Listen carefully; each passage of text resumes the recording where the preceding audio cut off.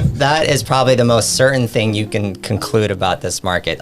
How much longer am I going to have to save to be competitive and then waive all my terms and get back into the market? Would you rather buy a house $70,000 over market or at market and no competition? This is Tyler's view, though, as an investor, right? And that's kind of what we'll dive into as well here.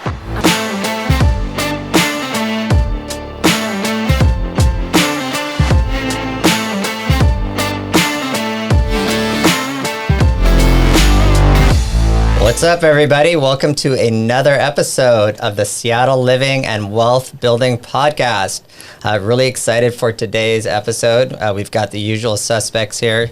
Justin Day, Michael Dapper. What's up? Hello. Yep. All right. And then we have a really special guest today, Tyler Tachell. So Tyler is a guy I've known for what now, 10 years? I think we're on 10 years, yeah. 10 years. That's a long time. And it's been a good time. And it's been a good run of great business partnership and friendship. And so he's going to share a lot of insights for you buyers and sellers and homeowners out there about what is covered in a home inspection, things to look out for, maybe the differences between a buyer inspection and a seller pre-inspection. We'll also touch on, actually go into quite a bit of detail about investing. Another thing about Tyler is he is a great investor, not only here and locally in Washington State, but he's looking at other areas like Florida as well. So we'll get into investing in short-term rentals, but we'll kick things off with a State of the Union about what's going on here in the housing market, especially considering what's happened here in the last week with Silicon Valley Bank. So looking forward to a great episode. Tyler, thank you for joining us. Thank you for having me. All right. So let me tell me what you guys are thinking right now. What's the week been like when it comes to the housing market and the impact of Silicon Valley Bank? Well, I think the housing market in general, here locally in Seattle, we've seen a huge shift from that kind of more subdued, less active market into more of a buyer-centric market where there's a lot of competition now and for single-family houses. I think it's making it it's a little bit surprising because mortgage rates haven't really decreased and there hasn't really been a lot of reason for the activity other than the fact that it's cyclical or, seasonal. And so I think as we go through the rest of the summer, as rates hopefully start to decrease, it's going to be really interesting to see how the market reacts, if it's going to continue to just go crazy towards a more competitive market again, or if we're going to kind of level out. Yeah, what do you say, Michael? I know Michael has actually had some success here. I've had a great week. He's helped 3 different buyers get into contract in 8 days, right? So... Oh, I love that. I need to wake up to that. Yeah. So if you think people aren't buying, well, he's got 3 of them, 3 case studies there. True. Yeah. Mm-hmm. Yeah, and I think what you're saying, JD, is that it is interesting because my previous prediction early in the year was that once we see rates drop somewhat more significantly than they have, then that's when we're going to see a lot of buyer activity pick up. But they've come down a little bit, but not, down to like 5%. So why are people now all of a sudden, maybe not all of a sudden, but why are they now ready to start making purchases? I think that one, if you're in the low 6s, it's a heck of a lot better than comparing it to 7. So it's just relativity to, what you've been seeing over the last month or 2 months. And prices are somewhat suppressed still. So, we're seeing this mix now, though, of like compelling single-family homes with offer review dates. So competition is picking back up. Those offer review dates are successful, so they are gaining multiple offers, for the best homes out there.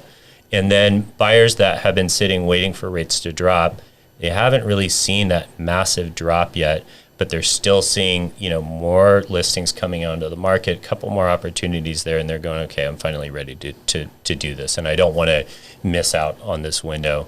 So it is interesting. It's happening a little bit sooner than I thought, but people are getting great deals out there and getting into homes still, and with a more positive projection for interest rates in the future. I think people are taking advantage of the buy-down programs, though. I mean, yes, in competitive situations, it's not as easy for people to take advantage of that, but I think people are realizing that there's opportunities. The market has depressed, as you said.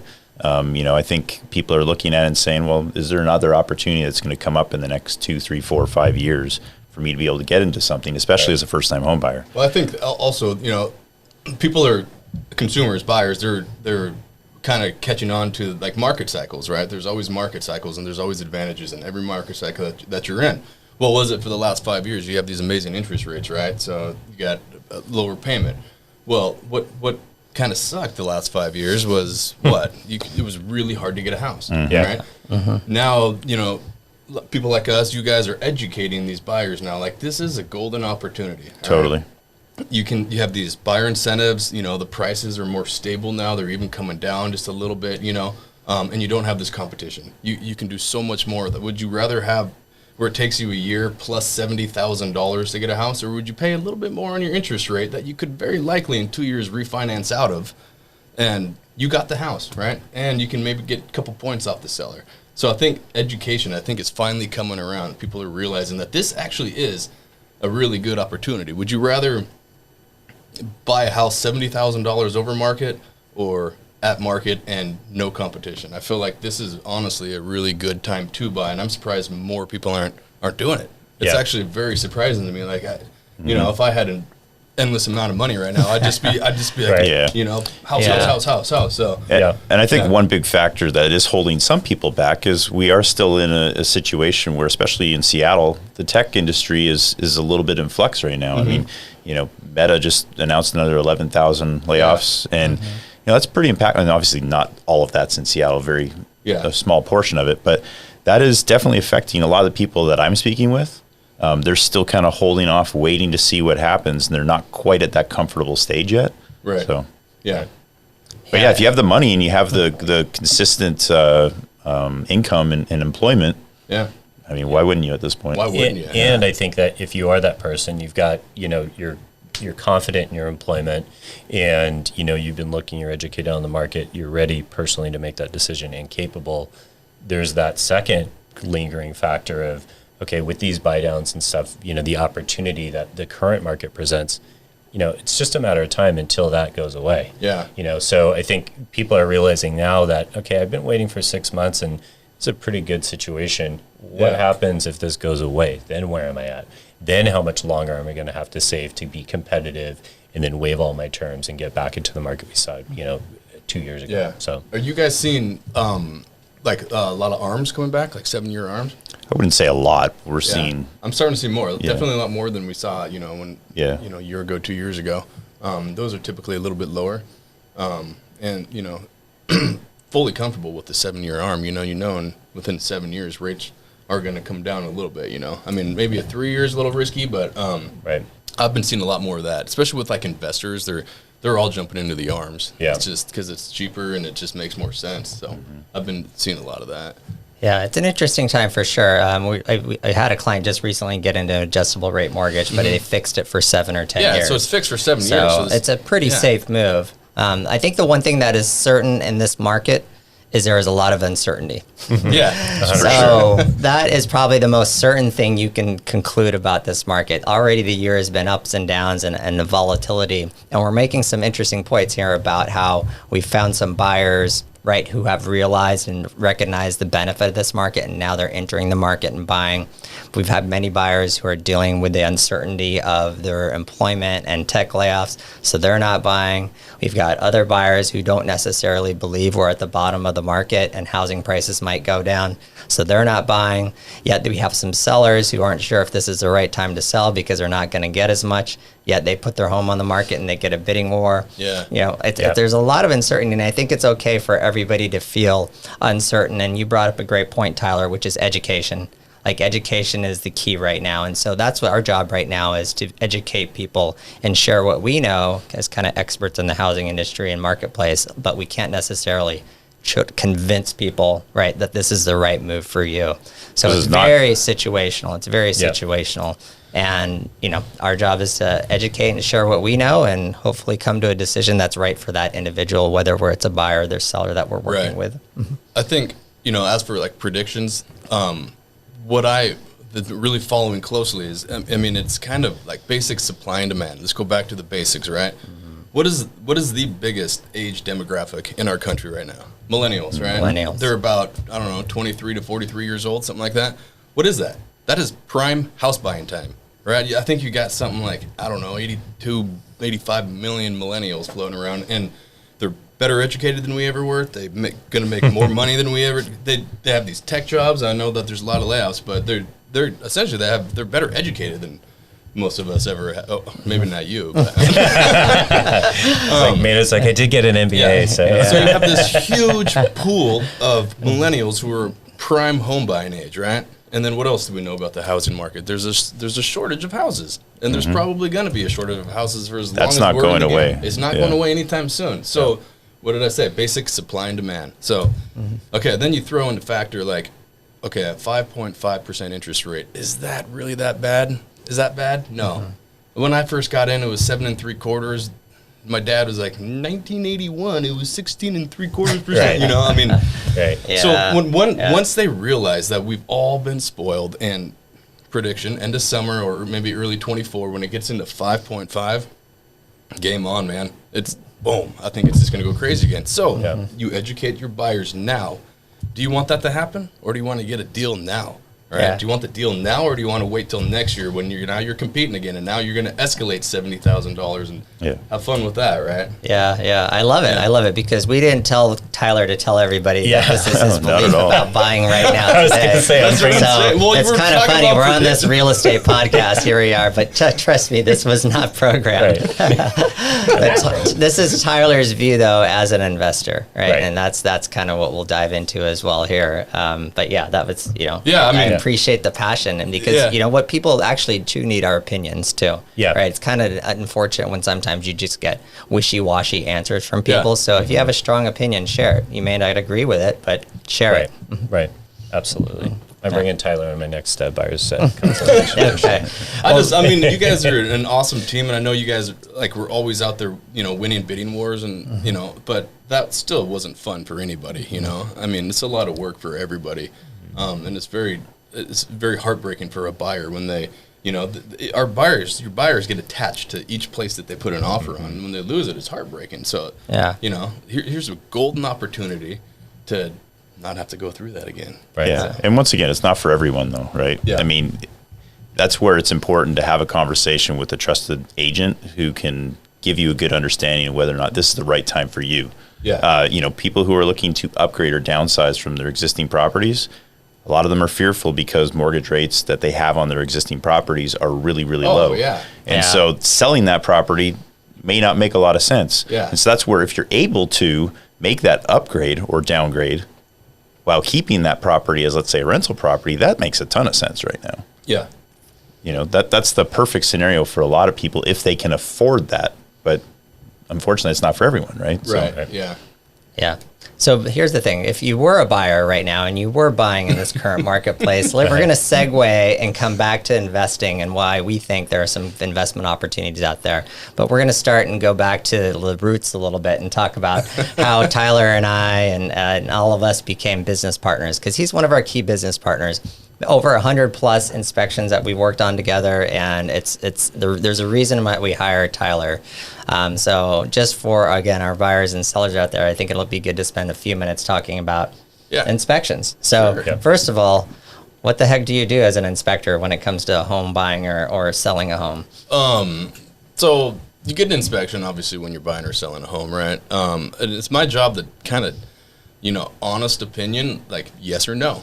There's a lot of things I probably shouldn't, that I have to do because the Department of Licensing makes me tell you all these things and stuff like that. But at the end of the day, at the end of the inspection, what I'm trying to do is I'm trying to give you my honest opinion, the best that I can. Like, this is a go, this is a no. And, everybody always says, would you buy this, would you not? And I'll be honest with you, I absolutely will be honest with you. And I think you should, and here's why.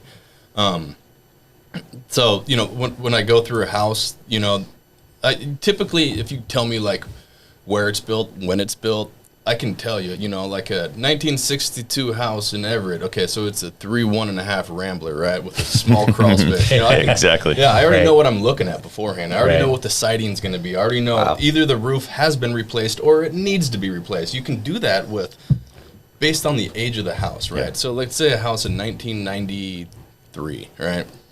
All right, was it a 3-tab roof? Because it needs to be replaced, right? Is the furnace replaced because it needs to be replaced? Is the water heater been replaced? If it has been replaced, then it needs to be replaced again in 5 years. You know all this stuff before you even get in there. And then so those are kind of my expectations going into it, and I can be like, hey, your roof's been replaced. This is good. You know? Yeah. So now we can ask them to fix the furnace because the roof's been done. So that's kind of like I'd try not to call out, there's a lot of inspectors out there that'll be like, there's a massive safety issue going on here right now. They lower their voice. No GFI in the kitchen. Right.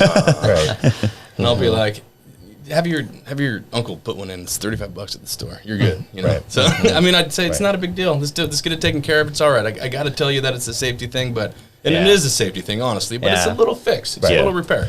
I think that we've worked together before, and I've definitely noticed that where you're able to kind of say, okay, to be, you're totally honest and you disclosed everything, but you're also able to kind of prioritize, okay, this is, a more major concern, or this would be a more costly fix. Yeah. This is something I'm calling out, but hey, if this electrical isn't correct, people go, oh, the electrical is bad. Right. You're like, no, it's just this, outlet or something that needs to be repaired, and it's actually pretty simple. So Yeah. I think that's like what people are looking for. So, to go on of what an inspection is, like, what do you cover when you go into a house? Like, what does the report look like? I suppose I'll just kind of go through top to bottom with my report. Exterior. I go around the exterior. I look at decks, siding, windows, rotten wood if there is any. Then I get up on the roof most of the time I can. A lot of these newer houses are super tall, these townhouses, so those are kind of tough. But That's what a drone is for. I used to have a Exactly. drone, but then I crashed it in the side of one. It went rogue on me, and it went boom, and I was like, no. So then, then I go inside. I always look at the electrical panel, water heater, the heating system, throughout the whole house. Check out the system, see the age, see if it looks funky or anything like that, and then I'll make sure that it's blown out of each register, because a lot of the times in new construction, old construction, the ducting will get disconnected, like in the crawl space or in the walls. And so I actually check each register to make sure that they're all blown. And then kind of just individual room to room, windows, plugs, just looking around, right? I work my way from top to bottom, and the reason why I do that is because that's the way that water runs, right? So you run in the sink upstairs, you look at the ceiling downstairs. That's just kind of how I was taught. So I always work top to bottom. And then attic, I get up in the attic, and then crawl space, and then save the crawl space for the last, right? Because that's when you get all dirty, covered in rat poop. So There we go. There's a method. don't want There's to a trap that method. around the house. Yeah, I get it now. I didn't realize all this. Yeah, Makes total sense. Yeah. That's why you do crawl space last. that's fantastic. Yeah. So I think what you're hearing with this is why we work with Tyler quite a bit. Is Tyler's got a deep background in construction. You built houses with your dad. You grew up in construction. Then you added inspections to your repertoire. And became a certified home inspector. So I think that background has been huge to be able to, one, just have the deep knowledge, right, that you talked about of all these different homes, and then two, be able to truly explain to, here is the letter of the law when it comes to what goes in the inspection report. But from a practical standpoint, here are the things that you truly need to be concerned about. And what's great about Tyler, too, is he's not afraid to go, well, what's that going to cost? Well, people are like, oh, you need to avoid that question. Right. So he'll give those insights as well, right? Yeah. I mean, I've had people ask me before, what's this roof going to cost? And I'm like, I don't know. If somebody charges you more than $15,000, give me a call and I'll come do it for 10. So, I'm not a licensed roofer, but I'll do it for 10. How about that? But you're a general contractor, licensed GC. That's super helpful, though, because I think something, a hood vent or something, like, people are like, is that $5,000 or is that $500? People just don't know. So having, like, I know you don't give quotes out. Yeah, well, I'll try to ballpark it, but I mean, it's hard with certain quotes. I mean, some roofing companies will come in at 40. I was just doing an inspection for a guy the other day, and he was like, I go, oh, you got a new lid up there, and he goes, $27,000, and I was like, that's like the most basic roof I've ever seen. It was like a 20 by 20 square.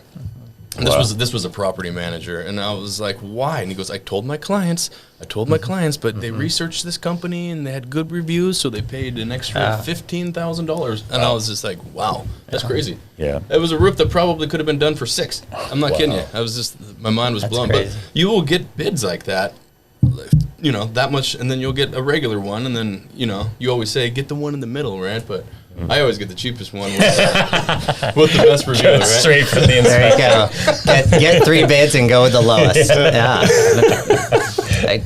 I love it. Yeah. Yeah. Well, that's Yeah. just because I know what to look for here. Yeah. One of the things for inspections with me is, you know, I find you do a great job at this. It's really just providing people perspective. Yeah. Right. You can call out a million different things. There can be, you know, I mean, at the end of the day, every inspection is going to have a ton of items on it. Yeah. There's very few houses that are dialed in. Right. And even the ones that look dialed in, they're not. Oh, yeah. And so the point is that there's some things that are obviously more red flag items, and it's important to call those things and bring attention to them. Yeah. The rest of it, it's just information to have more than anything. Yeah. To your point, like a GFCI outlet, I mean, it's important, Yeah. but it's really not a big deal at all. Yeah. I'm not like what I see in like I'm not afraid of older houses. I think older houses are awesome. They're built strong. What I find the hardest thing that I have, I call it homeownered. Okay, when you have an older house and you have the husband who thinks he's a contractor, right?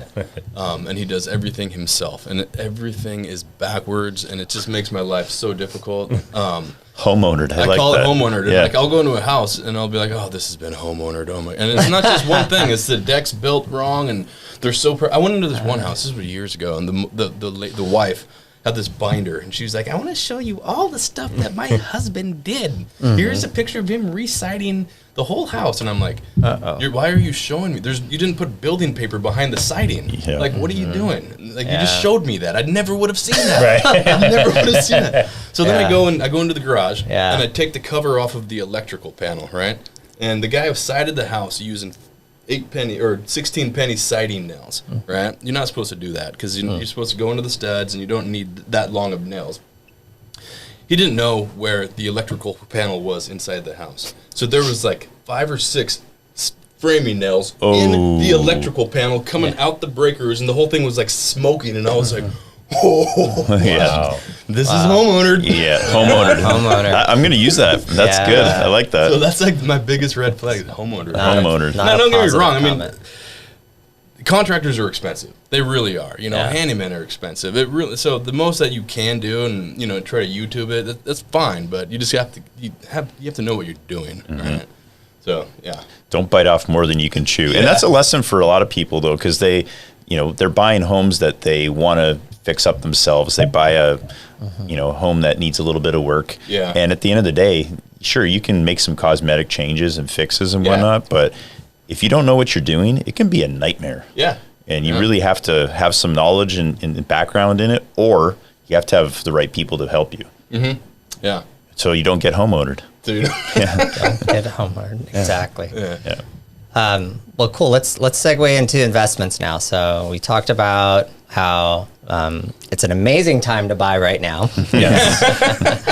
Because the But- competition's not there. Let's go deeper. I think what's great, right, is you've heard a lot of experience with Tyler about inspections. You've heard some, talk about the deep knowledge around construction and how easy or not easy it is to fix certain things. So give us a little bit of background. How the heck do you know all this stuff? about Just how you grew up, and you've been in the area a long time, and I got one of those old school dads he used to build houses, remodel houses. He was a new home builder, spec builder, custom home builder. He was one of those guys that didn't ever want to overscale or get too big in case, market crash or economy. So he would build houses all by himself. And my cousin helped him for... Would they take 5 years to build? He'd get them done in 6 months. So each one would be about 6 months. Wow. Yeah. But no, he would always have like one help. Like my cousin helped him for a long time. And then when we got older, my brother and I, then we helped him a lot. But when we were little kids, it was just, when you're at home, when you're, a teenager, you get in trouble when you're bored, right? So my mom always said, go to work with your dad. No. Okay. Well, then we're going to summer school. No. Well, then you're going to church camp. No. And Dad's like, hey, man, I'll give you $7 if you work with me today. And I'm like, all right. And it started off when we were really little, like just kind of picking up the yard, scraps, wood, all the framing materials and stuff like that. And then it got into framing, roofing, I mean, I remember when I was in 5th grade, I put a nail through an air hose when I was roofing this house, and I remember him yelling at me because he's like, I gotta go get a new air hose, and you're the one who's having a 5th grader roof your house, dude. You know? So I don't know, it was kind of cool because I learned a lot. Yeah. One time in particular I remember, I don't know if this is appropriate for the show, but anyways, I was first day of 7th grade, all right? Junior high, so 7th grade, I'm the first, just coming out of elementary school. I hit my thumb with a hammer, framing a house with my dad that summer, and my fingernail was all black and blue, and it was peeling off. Oh. It was gnarly, right? My thumb was like that big, and it was like, you could see all the blood underneath my fingernail. There was this girl who was 9th grader. She was a TA, and she was a babe, right? And she came over, and she goes, what happened to your thumb? And I was like, oh, I was framing a house with my dad this summer, and she was just like, Ooh. arching her eyes. She went over and was kind of whispering to all of her friends, and all of her friends were like that. And I was like, this is kind of cool. Yeah. It's like Got a war wound. It's like getting the black eye when you come into school. Everyone's like, what did you do? Yeah, my 12-year-old knocked out his front teeth this summer, Yeah. just wrestling with a friend, and we keep trying to get him glue them on temporarily, and they keep falling out, and he was all upset, and I'm like, you have any idea how cool you're going to look? You're going to look so tough, man. And he's like, all right, There you go. I get it. Way to flip So, that. yeah. Yeah. So cool. So You started going into then you got into construction yourself. How did I even get into that? adult. I don't even know how we got that, though. Yeah, Okay. So, yeah. so then I started doing, so out of college, I went to college, Central, did a little bit of business, law enforcement degree, stuff like that, and then came back out, and I was like, I don't want to be a cop. I know some business stuff, and I was like, I'm going to go into business with my dad. So just went right back into it, and that's kind of, it's one of those things, it's like kind of all I really knew, you know. I've done it for so long, and so that's how I got into that, and went into business with him, building houses, doing remodels, stuff like that, and then I got into inspections, honestly, in like 2008, 2009, when the economy, like when we had that, you know, Oh yeah. the Great Recession. Oh, I remember that. Yeah, you remember that one? That was Yeah. a weird one, right? Work stopped, work stopped. So I remember my brother saying, like, hey, my brother's a firefighter, and he actually was like, there's this guy in our department, he does home inspections, and he does pretty good. It's a good little side gig. And I was like, what do you mean? He goes, well, he looks at people's houses and gets paid for it. And I was like, you can do that? So, like, it was just like that. Boom. The very next, like 6 months later, I was a licensed home inspector, and it was mainly just to kind of pick up the slack. Then it just kind of turned in full time. And that's how I kind of got into that. I think I met you in like maybe 12. Yeah, I think so. Yeah. Yeah. Yeah. And then how did you go and transition? I mean, obviously you still do inspections, of course, Yeah. but Homeowner, investor. yeah, exactly. How did you get into tell us that about world? that. What, like, when did you buy your first place? About 2005. Okay. And that was just, my dad's always had rentals, not a whole lot. He didn't scale too big. It was just, honestly, I met a guy at the gym one night, and he was like, hey, I was like, what are you doing? What do you do? You know, because we became buddies, and he's like, I'm in real estate. And I was like, oh, you sell houses? And he goes, no, I invest in houses. What do you mean? Well, I bought a house, I remodeled the garage, I live in the garage, it's a mother-in-law, and I rent out the house, and I get paid actually like $1,500 a month to live for free. And I got a permit, and I'm building a second garage, a detached garage with an apartment on top, and I'm going to rent that out for $2,000. And I was just like, huh? I was like, you can do that? And my wheels were just turning and burning. Yeah, And yeah. so I thought about it, and I was, working with my dad, making money, not a whole lot, but and I kind of came to him with the idea, I think I want to buy a house. And he was like, all right, that's cool, And so a good friend of mine, his aunt was a lender, and I went and I talked with her, and she was like, all right, do you have a job? Yeah. How much you make? Not very much. And she kind of ran the numbers. She's like, nah, it's probably not going to cut it. And she goes, who do you work for? And I was like, my dad. And she was like, oh, I think we can make this happen. I'm like, what do you mean? And she was like, okay, have you ever heard of a stated income?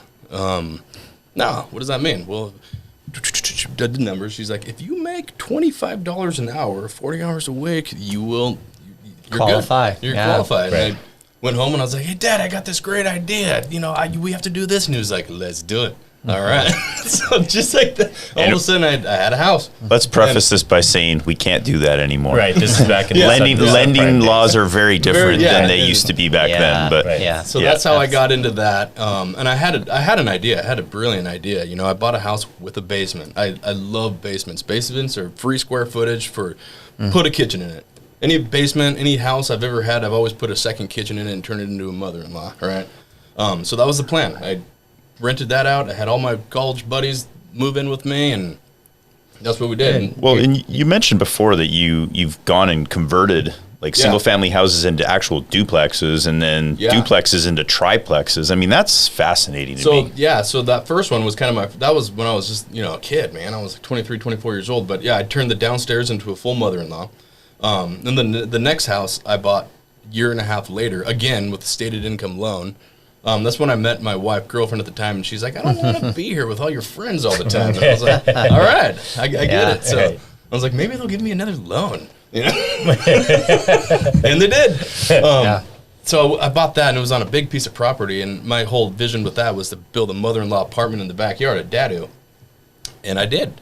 So, but that's, as soon as I bought that house, it wasn't 6 months later when everything started turning, losing jobs, I didn't lose my job, but really slowed down. Your houses are just going backwards like crazy, and I'm just like, oh boy, here we go. But when I took the HELOC out on my house, it's still that 6 months to a year that I bought the second house is still appreciated quite a bit. So I got an equity line of credit on that, and that money was for me to build. I called the barn because it's a giant barn in my backyard with an apartment on top. That's what funded that, right? So I start building that like right away, even though everything's going upside down like crazy. And then what ended up happening was it was BECU. They called me up and they're like, "You don't have any equity in this house anymore. We're taking away this equity line." I had the building framed, and that's it. And I was like, "Oh my gosh!" My whole point was to build that and rent it, and that could offset my mortgage. Right? That was the brilliant idea. Right? So it took me 2 years to finish that building, and it was just like when money came in, my wife and she hung every piece of sheetrock in that building with me. I mean, unbelievable. I plumbed the whole thing, wired the whole thing. My dad helped me frame it, roof it. It was crazy. It was good times. But so that was my first two, and then I just kind of started reinvesting after that. And but you still own those properties. I still own those, yeah. Yeah. The barn one, I live in that one. I actually lived in that barn for 2 years and completely redid my house years later. And now my parents actually live in the barn part time. So they're retired and they have a place on Whidbey Island, but they come back and stay in there. So it's fun because I got this big backyard, and we're bonfiring last weekend and barbecuing. And it's a lot of fun. That's awesome. What's crazy about that is like you're talking about what's a very trendy term right now. It's called house hacking. Yeah. Oh, that's exactly. Yeah. So and now it's got a trendy name to it. Yeah. But that wasn't house hacking back then. But that's buy exactly a house, what they're rent out the rooms, Yeah. get it paid for by all your roommates. That's what you can still do today. So it's fantastic. It's that investor mindset, right? Well, I think that's what you got at the beginning there. Is you looked at every opportunity of owning real estate as an investment. Yeah. And this is what allows people to grow their real estate portfolios as they take advantage of owning one property, letting it appreciate, getting an equity line of credit, utilizing that money to buy another property. And over time, next thing you know, you have how many properties now? Well, they're all kind of different. Let's see. Well, so I invest in multifamily with a partnership. So I have three. Those are just syndications, so I wouldn't really. They're not like all mine. Your own. I'm a partner in that. So 10 total, I think, if you add those. But some of them I've owned for 15 years, right? So I just got a lot of meat on the bone in those, which is pretty cool. But what's interesting to me is, Tyler, the word that I think we commonly use in this podcast is leverage. Yeah. Right. And you went in 2005, bought your first house. Yeah. 2008, you bought your second place, right? Or 2007, seven. So, yeah. But then, market crashes. Yeah. You're clearly in a position that is challenging. You hanging on, exactly. But the point is that you kind of make your way through it, and then all of a sudden you're able to breathe again. Yeah. You kind of take that leverage and that equity you've built in those properties, and you continue to go for more. And at the end of the day, you've got this huge real estate portfolio where you have this partnership, and then at the same time you have some properties you own individually. Yeah. And you couldn't have done that if it were not for the fact that you were leveraging yourself and putting yourself in a situation where you're utilizing the equity that you have in your home. Yeah. I mean, real estate, once you see the big picture, right? It's like I don't know, you solve a quick little puzzle, right? It's not like a matrix of a puzzle, but once you see the big picture, there's two heavy hitters in investing in real estate, and it's not that complicated, right? Time and debt, all right? Time, right? Time is your heaviest hitter in real estate. The sooner that you buy it, you let it soak for all those years, right? I mean, that's the heaviest hitter, but let's talk about debt, okay? So let's give an example. Let's say that in 2014, Maynard, you bought a house for $400,000, okay? And last fall, in February, you just sold it for $950,000. So take away the fees, whatever, you now just put $500,000 in your pocket, okay? Mm-hmm. Okay, let's see. So now I'm you feeling pretty good right now. Yeah, I got 500,000 in my pocket. Okay, why did I sell it? That $900,000, that house is worth $900,000. Let's just say $900,000. It's appreciating at, right now everything's up and down. But let's say historically 6%. What's $900,000 at 6%? 54,000. 54,000. So you just made $54,000 next year if you would have kept it. If right? I kept it, exactly. Okay, Yeah. all right. So now you take that $500,000. What is $500,000? Let's say you want to buy a loan, 20% down, right? Mm-hmm. What is $500,000 20% of? A lot. 2.5 million. $2.5 million, okay? Mm-hmm. So now you took that $500,000 and you bought an assets worth $2.5 million, okay? Mm-hmm. You only put $500,000 down, but you have a $2.5 million asset, right? And if that goes up 6%. If that goes up 6%, what is that? 150. 150. Yep. 154, I think is what it is. Mm-hmm. 154 a year, right? And then that compounds on itself. So add that 154 to that 1 point whatever, 2.5, right? yeah. So that's what I'm talking about. Leverage, right? You're using the bank's money. They get zero appreciation out. They don't get any of that. That's your money, and you put down. So what? Okay, so what? Let's see. So we're at 6%. So that puts us at year one. Okay, so have you guys ever heard of the Rule 72?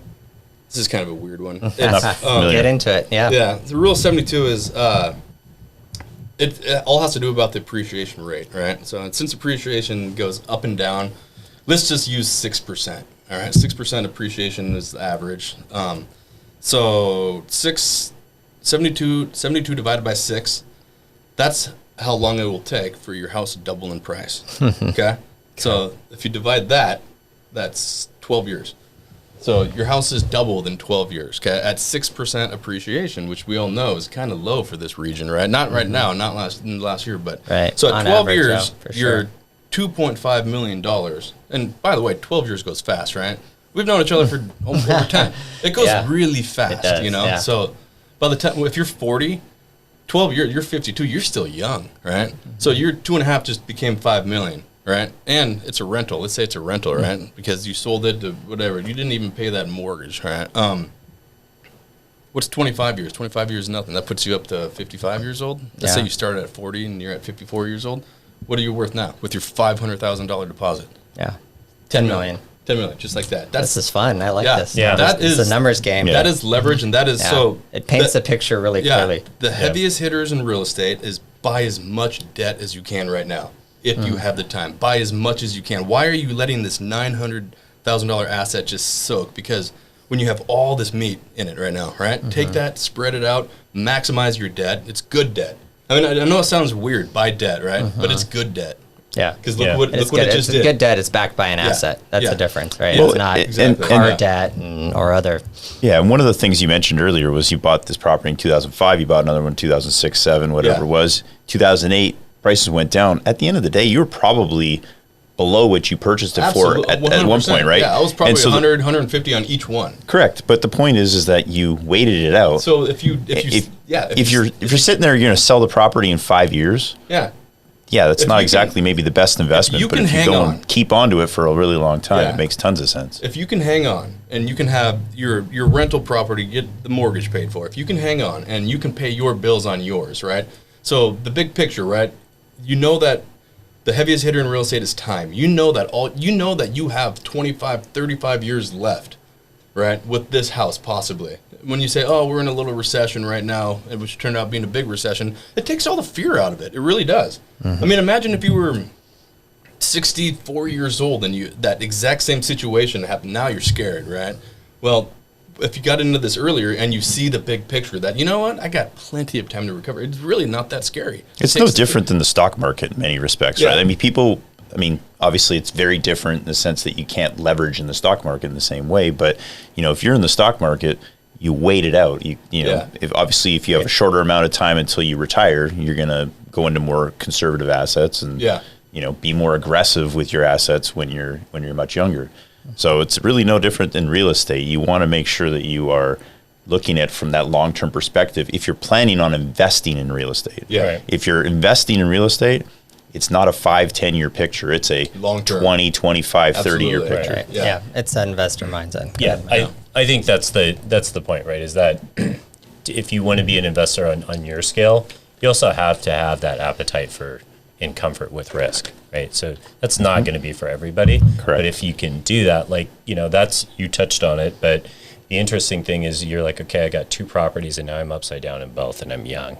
And I've got a wife and I've got these personal needs and I got little kids on the way. Fear in the bank calling. Well, a lot of people would go, I got to cut my losses and run, right? Yeah. You're like, no, I'm going to actually like take out a HELOC and keep building, right? So, I mean, that shows like, it's a significant risk in the short term that you took, but that takes a certain mindset to be able to do that and really go through that in a meaningful way. Yeah. And you have these skills that not everybody has. You could do it yourself, right? So I think it's important because it is entirely possible, but it's not easy, right? Like you had to make some pretty tough calls where you could have gotten scared and walked away, which maybe for some people that's what would have been better for them. For you, you're like, no, I know that this can work, but I've got to keep my mind. I was lucky, I definitely got lucky there. Like I was saying when we were talking earlier about this, my wife was in school for dental hygiene at the time, and her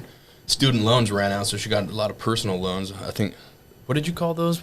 Signature loans, where she was able to use that to get some loans to kind of keep the mortgage debts paid.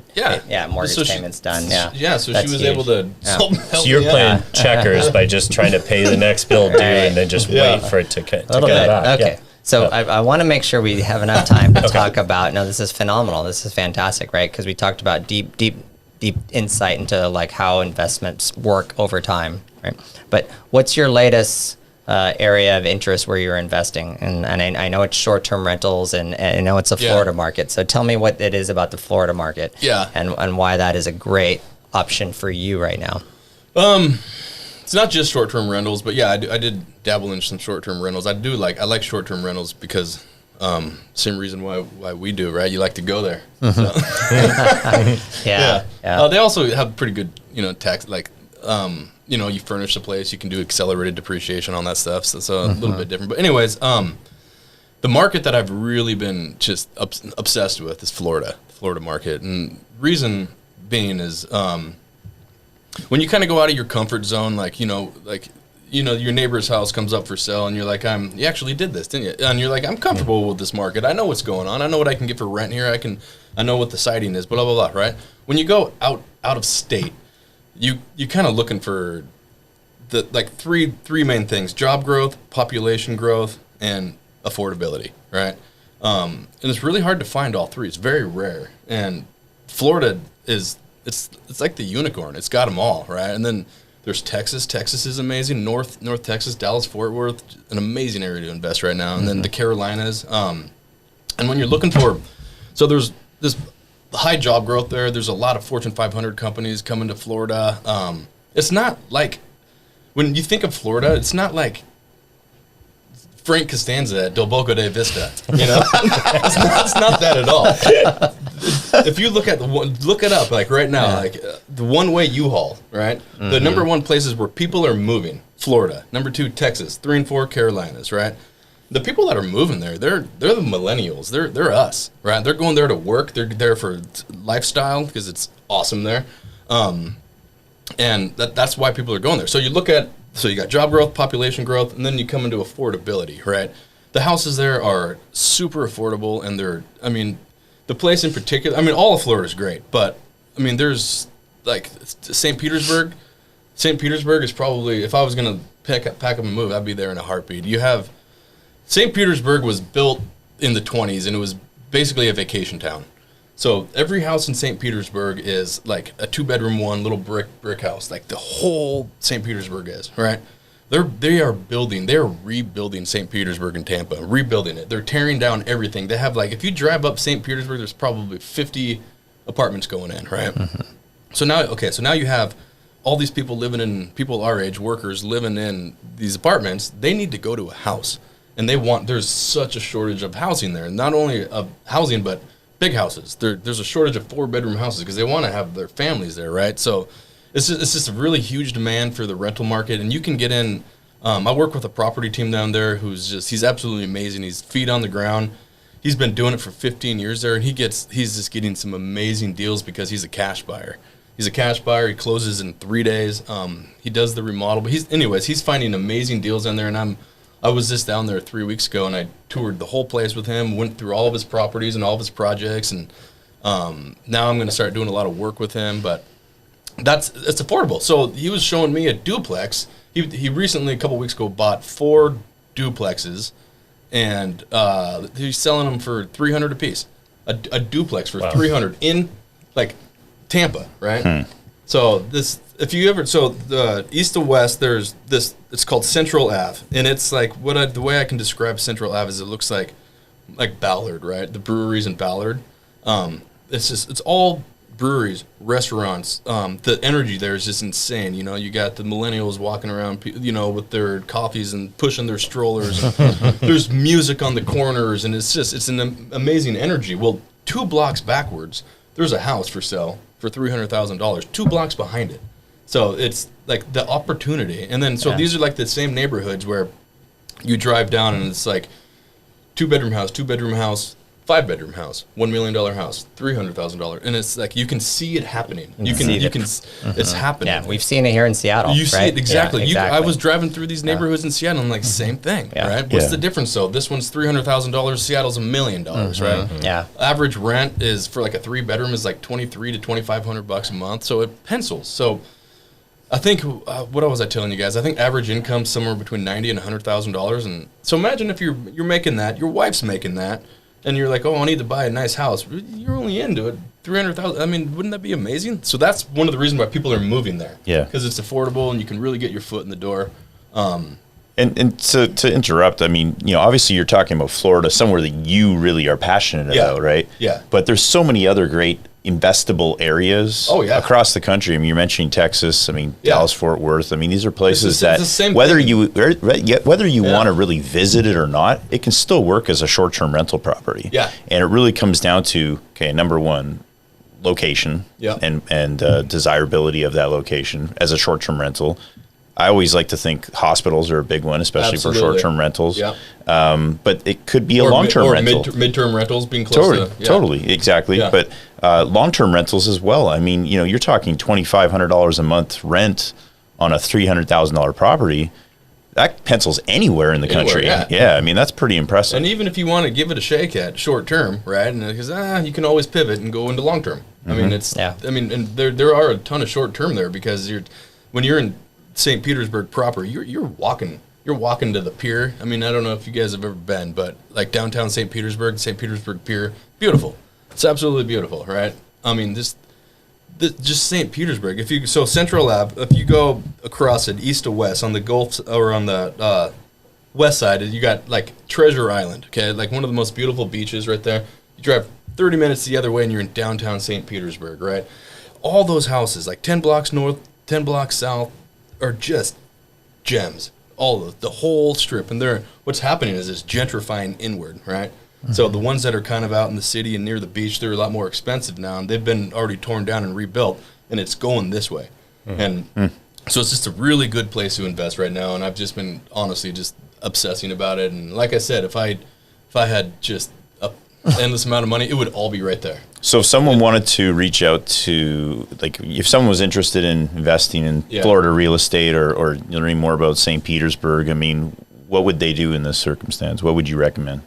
I would have them contact you guys because they're probably your clients or your clientele, and then you guys would call me, and then you would hook me up with that particular person, and then I would kind of, since I work with this property team in St. Petersburg, I would ask them what they're looking for, how serious they are, and I could then I called them over there and put us on a 3-way call and kind of just go from there. And this property team over there, he'll do turnkey, so basically you don't even have to be there. You don't have to show up. He's got property management put in place. If it needs a remodel, he does the remodel. He does the renovation. He makes it so easy. But if you're kind of more like of a seasoned investor, like something that I would do is I would probably buy the dumpy house and I would do the remodel myself. I would use his subs. He's already offered. He's like, you can use all my subs. Fantastic. Yeah, you can use all my subs, and then I just, and you can do it all yourself and customize it. And so I would kind of see, do they want a multifamily? Duplexes over there, cash flow like crazy, and they're, or if you want to do a single family and, in 5 years tear it down and build one of those 5 bedrooms. So I would figure out what you're looking for. I'd call the property team over there, and we'd get something to happen, get something to work. So that's kind of how that would work. Yeah. Fantastic. I might be interested in talking about that very shortly. If you have a day and a half, I could probably talk to you about stuff. Yeah, no kidding. Yeah. I've got some miles to use to go fly down to Florida. So, well, cool, man. I really appreciate having you on. This has been fantastic. We covered a lot of different things. If they want to get a hold of you, as we said, right, reach out to us. And, if you need an inspection done, for sure. Excuse me. How do they get a hold of you? To the T Home Inspections. To the T Home Inspections. UltimateHomeInspector.com. That's an interesting story how we got that. It was around a bonfire at about 2 a.m. one night. So Nice. Sometimes that's where the best ideas come from, right? Might need a beer for that one. Yeah. Well, cool. Tons of value there, guys. Hope you all enjoyed it. We'll look forward to catching you on the next episode.